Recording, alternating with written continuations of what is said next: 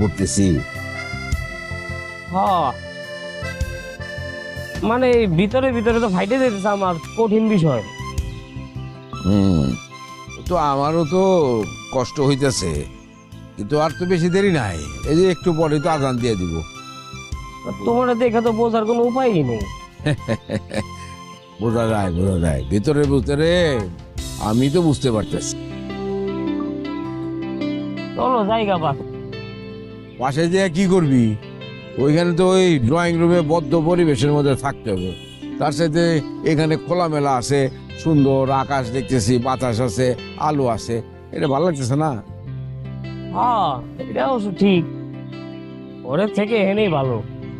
তবে গ্রাম গ্রামের মতোই, গ্রামের ওই মাঠ, ওই হাট, ওই বাজার, আমাকে বাড়ির সামনে ওই খোলা জায়গা, ওইগুলো আর হয় না বাবা।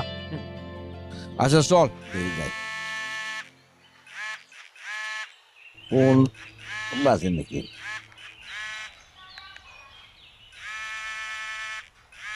Member, hello member.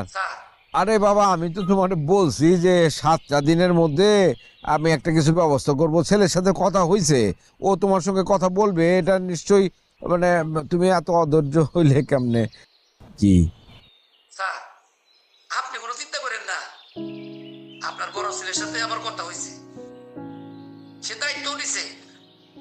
2 মাস 3 মাস যে সময় লাগে তাতে কোনো সমস্যা নাই। আপনার বাড়ি আবার জিম্মাই থাকবো স্যার। আচ্ছা, খুব নিশ্চিন্ত হইলাম। ধন্যবাদ ধন্যবাদ মেম্বার, ধন্যবাদ। আপনি কোনো চিন্তা করেন না, রাখি স্যার। আচ্ছা আচ্ছা আচ্ছা, ঠিক আছে, ঠিক, ভালো থেকো বাবা, ভালো থেকো।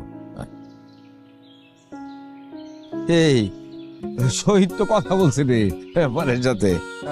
হ্যাঁ, এই যে বললো এখনই, তো কথা, ঘুমাইতে যাও, অনেক রাত হয়ে গেছে, যাও যাও যাও। Bye bye. ও রত্না, শহীদ কি ঘুমায় পড়ছে নাকি? দেখতে যাব। ওই দেখ একটু শহীদ একটু ডাক দে।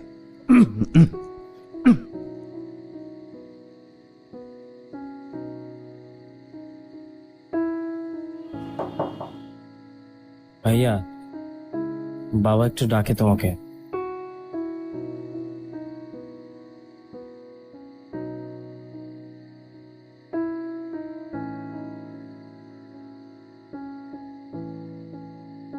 আব্বা ডাকছিলে?